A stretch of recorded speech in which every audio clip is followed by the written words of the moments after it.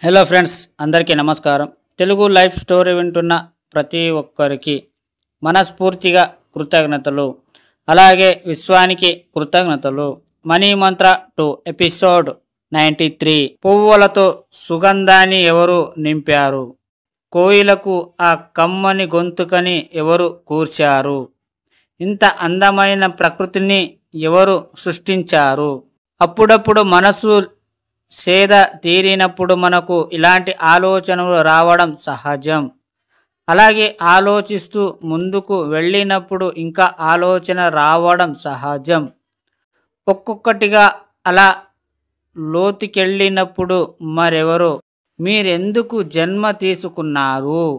అసలు ఈ జీవితం ఏమిటి? ఇలా ప్రశ్నల పరంపర మిమ్మల్ని తొలిచేస్తుంది. ఆలోచించండి. మీ గురించి మాత్రమే. మీకు కావాల్సిన డబ్బు, సంపద, ఐశ్వర్యం గురించి మాత్రమే. మీ పరిస్థితి ఎందుకు ఇలా తయారయ్యింది? అప్పులు, సమాజంలో తలెత్తుకు తిరగలేని పరిస్థితులు. మీ గురించి ఆలోచిస్తే మీకే బాధేస్తుంది కదూ. ఇకనైనా మీ జీవితంలో ఒక గొప్ప మార్పును కోరుకుంటున్నారు కదా. అయితే అది ఎలా సాధ్యం అనే ఒత్తిడి మిమ్మల్ని పట్టి పీడిస్తుంది కదూ. మీరు ఈ పరిస్థితుల నుండి బయటపడి మీరనుకున్న గొప్పదేదైనా జీవితాన్ని గడపడం అనేది చాలా సింపుల్. ఈ క్రింద సూత్రాలను పాటించండి. 1. ముందుకు మీరు ఇప్పటి వరకున్న జీవితం గురించి మర్చిపోండి. 2. మీ జీవితంలోకి డబ్బు, సంపదని నిరంతరం ఆహ్వానించండి. 3. డబ్బు, సంపదతో మమేకం అవ్వండి. 4. ఇతర విషయాలు పట్టించుకోకండి.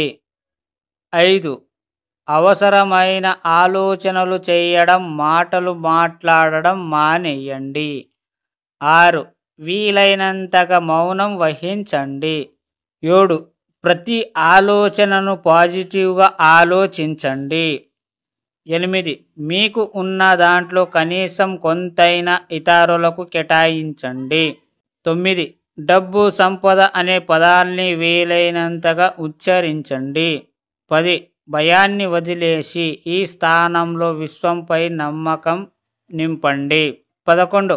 నిత్యం డబ్బు పరమైన ఆలోచనలు చెయ్యడమే కాక డబ్బు కోసం నిత్య తపనతో ధ్యానం చెయ్యండి.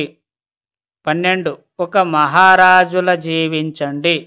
మీ జీవితం ఉన్నత స్థితికి రావాలి అంటే ఇవి 12 సూత్రాలను మీరు ఖచ్చితంగా పాటించండి.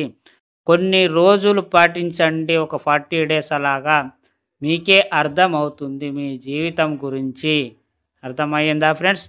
ఈ స్టోరీ విన్న ప్రతి ఒక్కరికి మనస్ఫూర్తిగా కృతజ్ఞతలు.